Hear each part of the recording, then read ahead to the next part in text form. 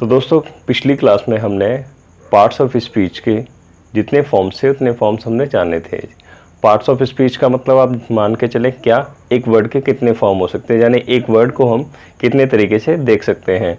तो हम जो वर्ड्स को देखने का जो तरीका था वो कितने फॉर्म में था, 8 तरीके के, noun, pronoun, adjective, verb, adverb, preposition, conjunction, interjection. मैंने आपको एक चीज़ बताई थी, इसमें ध्यान रखना, हम कभी भी डी को प्रोनाउंशिएट नहीं करते, इट इज़ एडजेक्टिव। ठीक है, वर्ब में रा को हम प्रोनाउंशिएट नहीं करते, वर्ब होता है ना कि वर्ब। ठीक है, तो आप कुछ चीज़ें ध्यान रखेंगे। अब हम देख लेते हैं क्या है, हम इसमें से अब उठा लेते हैं, एक को नाउन को उठा लेते हैं और नाउन को करते हैं आगे, ताकि हम धीरे धीरे समझते चले जाएंगे और ताकि आगे हम पार्ट्स ऑफ स्पीच के सारे फॉर्म सीख लेंगे।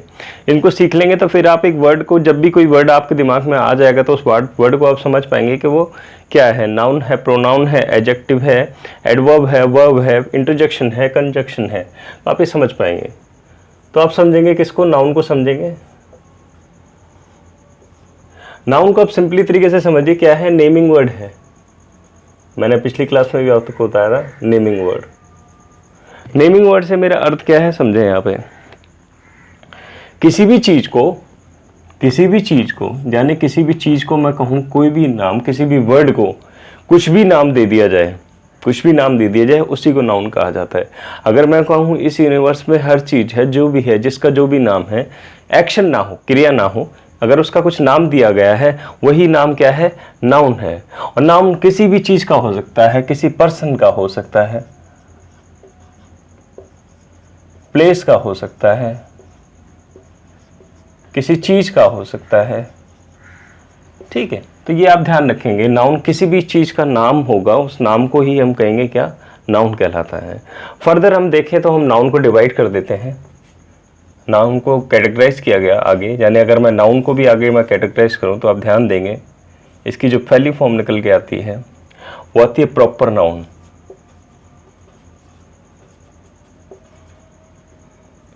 सेकंड नंबर पे हमें मिल जाती है कॉमन नाउन।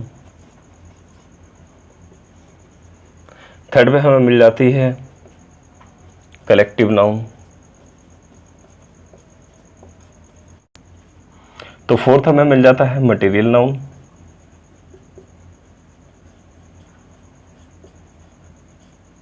फिफ्थ हमें मिल जाता है एब्स्ट्रैक्ट नाउन।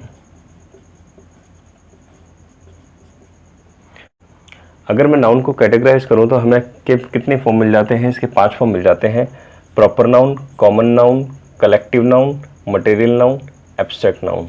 ठीक है, यानी मैंने नाउन को किस जगह पे बांट दिया, नहीं है एक नाम को बोलने, यानी कि अगर मैं किसी का नाम भी रखना चाह रहा हूँ, अगर नाम भी देना चाह रहा हूँ, तो उन नामों को भी 5 जगह पे डिवाइड कर दिया कि भाई 5 तरीके के ये नाम हो सकते हैं। ठीक है, यानी किसी का कोई प्रॉपर नाउन हो सकता है, कॉमन नाउन हो सकता है, कलेक्टिव नाउन हो सकता है, मटेरियल नाउन हो सकता है, एब्स्ट्रैक्ट नाउन हो सकता है। यानी नाम भी कैसे होंगे, इन फॉर्म में होंगे। ठीक है, तो आगे हम फर्दर इनको रीड करते हैं। तो हम देखेंगे सबसे पहले किसको, प्रॉपर नाउन को। तो पहले हम देख लें किसको, प्रॉपर नाउन को।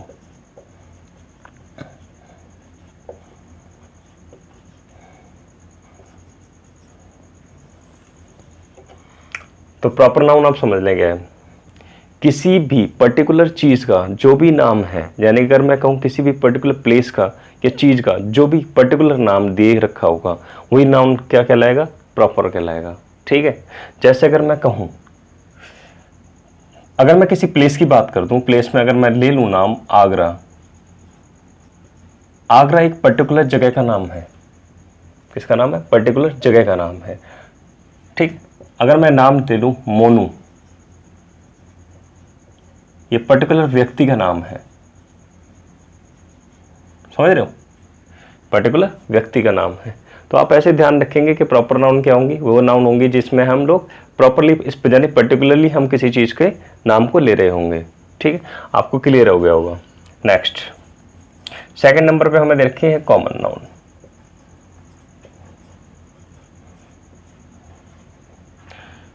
कॉमन नाउन वो नाउन है जो हर चीज के लिए क्या होंगे, हर एक व्यक्ति के लिए, यानी कि हम कहें कि हमारे लिए वो क्या चीजें होंगी, कॉमन होंगी। यानी ऐसी कोई भी चीज जो क्या है, कॉमन है। मैं बात करूं तो आम है हमारे लिए। जैसे मैं कहता हूं कि एक बॉय क्या है, ये कॉमन है। अगर मैं बात करूं बॉय की, तो बॉय में ये तो नहीं कह रखा है स्पेशली कि ये वाला बॉय, ठीक है, यानी एक पूरी कैटेगरीज को क्या कर रखा है, कॉमन बता रखा है, बॉय है, गर्ल है, क्या है, कॉमन नेम है, ठीक है। तो आप एक कुछ वर्ड ध्यान रखेंगे, इनमें क्या है, ये कॉमन नाउन है। बाकी आज मैं example, the next one is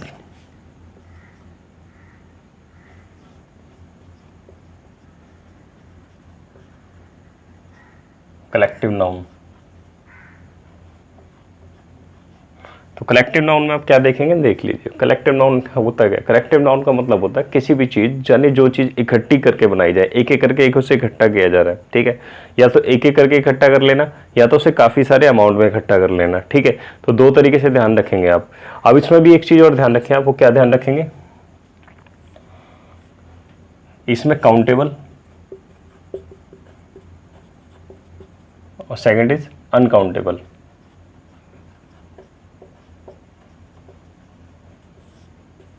दोनों वर्ड को थोड़ा दिमाग में रख लें, मैं बता देता हूँ उसका मतलब क्या है। तो समझ लें काउंटेबल नाउन क्या है। काउंटेबल नाउन वही है जिनमें हम काउंट कर सकते हैं, यानी कि ऐसी नाउन या ऐसा नेमिंग वर्ड जिसको हम क्या कर सकते हैं, काउंट कर सकते हैं। अब काउंटेबल में देखें आप क्या है, ऐसा कलेक्शन, मैंने कलेक्टिव का मतलब क्या हो रहा था, a number of collection, a number of collection, यानी जिसको हमने क्या कर रखा हो, कलेक्ट कर रखा हो, एक ऐसा नंबर जिसे हमने कलेक्ट करके बनाया हो, ठीक है, यानी जोड़ कर बनाया हो। अगर मैं वैसे एग्जांपल लेके चलता हूं तो हमारे देश में क्या है, आर्मी, आर्मी का नंबर अगर मैं कहूं तो आर्मी बहुत बड़ी है हमारे देश की, ठीक है, लेकिन वो क्या है, काउंटेबल में आ जाती है। क्यों आ जाती है, क्योंकि हम उसे काउंट कर सकते हैं। हम जब विदेशों के स्तर पर बात करते हैं, इंटरनेशनल लेवल पे बात करते हैं, तो हम क्या देखते हैं कि हमें एक नंबर मिल जाता है भारत का, कि जो भी कुछ भी हो सकता है, 8 लाख, 6 लाख, 10 लाख, ठीक है, चाइना का 12 लाख, 15 लाख, यूएस की आर्मी 8 लाख, 12 लाख, ठीक है। तो ऐसे में नंबर मिल जाता है, यानी कि हम इन्हें काउंट करके नंबर भी बता दे रहे हैं, ठीक है। नेक्स्ट हम ले लेते हैं जूरी।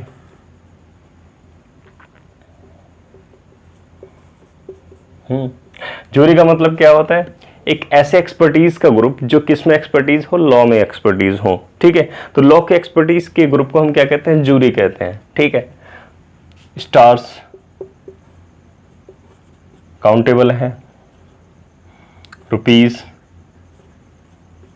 ये भी काउंटेबल है, ठीक है। तो ये कुछ एग्जाम्पल हैं जो कि काउंटेबल के हैं। अनकाउंटेबल में कैसी चीजें आ जाएंगी, वैसी चीजें आ जाएंगी जिन्हें हम काउंट नहीं कर सकते, ठीक है। अब जैसे मैं आपसे कहूं कि मनी है, मनी है, ठीक है तो एक तरीके से क्या, कलेक्टिव, यानी जोड़ा हुआ है, लेकिन इसे हम क्या नहीं कर सकते, इसे हम आगे हम काउंट नहीं कर सकते। मनी यानी धन को, मैं धन की बात कर रहा हूं, मैंने ये नहीं कहा, रुपीस की बात नहीं कर रहा मैं। रुपीस को हम लोग क्या करते हैं, जोड़ के बनाते हैं, ठीक है, लेकिन धन को मैं एक तरीके से इकट्ठा कर रहा हूं, लेकिन ये क्या होगा, अनकाउंटेबल हो जाएगा, समझ रहे हैं आप। तो क्या हो गया, मनी हो गया हमारे पास में। सेकंड हम लेते हैं नॉलेज। नॉलेज हमारे पास में क्या है, ग्रुप है, यानी अगर मैं ज्ञान का ग्रुप बात करूं तो मेरे पास में नॉलेज का मतलब क्या हो जाता है, ज्ञान हो जाता है। ज्ञान क्या है, मैंने काफी सारी इंफॉर्मेशन ली है और उसका क्या बना दिया, मैंने ग्रुप बना दिया, ठीक है, यानी कलेक्ट कर लिया मैंने। नॉलेज को क्या करा मैंने, सिंपल सी बात है, मैंने इन्फॉर्मेशन को क्या किया होगा, गैदर किया होगा, इकट्ठा किया होगा, यानी कि कहां कहां से पढ़ पढ़ के। बट मैं क्या कर सकता हूं, उसको काउंट तो नहीं कर सकता, ठीक है, तो मैं उसे क्या करूंगा, अनकाउंटेबल की कैटेगरी में रखूंगा, ठीक है। तो नॉलेज भी हमारे पास में कैसा हो गया जी, सेम अनकाउंटेबल कलेक्टिव नाउन हो गया, ठीक है। यहां तक आपको समझ में आ गया होगा। तो नेक्स्ट हम देखते हैं फोर्थ। फोर्थ हमें मिल जाता है मटेरियल नाउन।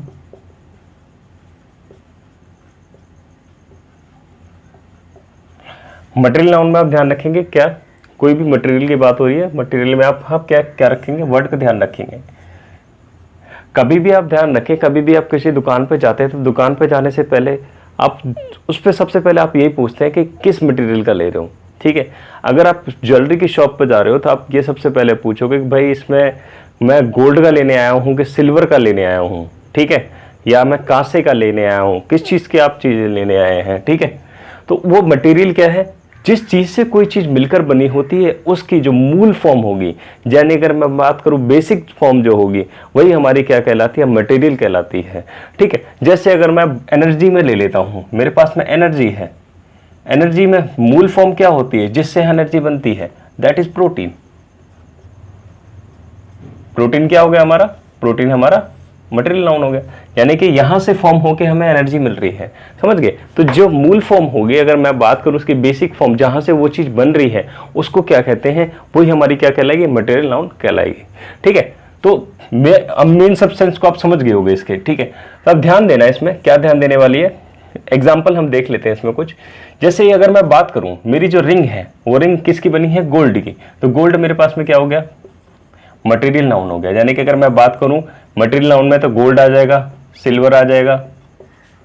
ठीक है, कोई भी जो फॉर्म है, टंगस्टन, पीबी, जिसे मैं लेड बोल सकता हूं। ठीक है, तो आप ये चीज दिमाग में रखेंगे, यहां तक आपको ये चीजें क्लियर हो गई होंगी। तो नेक्स्ट नाउन है वो देख लेते हैं हम लोग। नेक्स्ट नाउन क्या है हमारे 5th नंबर पे, that is abstract noun.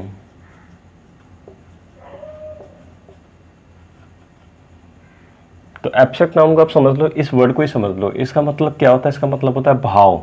Abstract का मतलब क्या है, भाव। भाववाचक से अगर मैं बात करूं, तो भाववाचक संज्ञा में क्या देख लेते हैं हम लोग, देख लेते हैं कि किसी चीज की कोई आइडिया हो सकता है, कोई क्वालिटी हो सकती है, और मैं कहूं कि कोई क्वालिटी या कोई इनकी स्टेट हो सकती है। ठीक है, आइडिया, क्वालिटी है या इनकी कोई स्टेट हो सकती है, इनका मतलब समझ लो। कोई आइडिया का मतलब क्या हो सकता है यहाँ पे, और क्वालिटी और इनकी स्टेट का मतलब क्या है, फॉर्म्स हो सकता है, कुछ कैसी फॉर्म्स हो सकती है।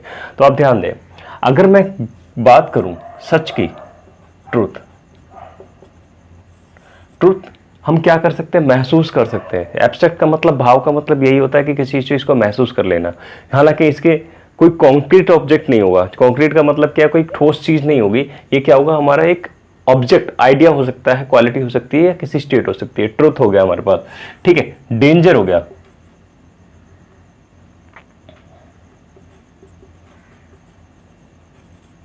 हैप्पीनेस हो गया,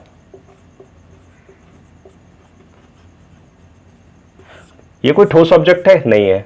ट्रुथ कोई ठोस ऑब्जेक्ट है, नहीं है। हैप्पीनेस कोई ठोस ऑब्जेक्ट है, कंक्रीट ऑब्जेक्ट है, नहीं है। कंक्रीट ऑब्जेक्ट नहीं है। अब ध्यान देंगे क्या है, इनको क्या किया जा सकता है, सिर्फ महसूस किया जा सकता है। ठीक है, अगर मैं एक डेंजर की बात करूं, तो इसको क्या किया जा सकता है, महसूस किया जा सकता है। ठीक है, इसे हम लोग क्या नहीं कर सकते, इसे हम कंक्रीट की तरह फॉर्म नहीं कर सकते।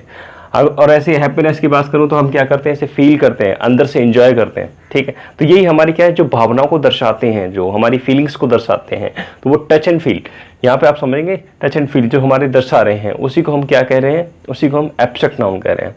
आपको यहाँ तक पांचों के पांचों नाउन समझ में आ गए होंगे। दोस्तों, आज की जो वीडियो है उसमें हमने नाउन की जो फॉर्म्स हैं उनको जाना है, ताकि इनके बेस पे हम क्या करेंगे, आगे जितने भी एग्जाम्स में नाउन के जितने भी क्वेश्चंस आए हैं उनको हम एनालिसिस करेंगे। उन पे बेस जितने भी क्वेश्चन हम देख रहे हैं या फिर हमें आने की आशंका है उनको आने की, तो उनको हम क्या करेंगे, डील करेंगे। तो मिलता हूँ मैं आपको नेक्स्ट वीडियो में, तब तक के लिए जय हिंद, जय भारत।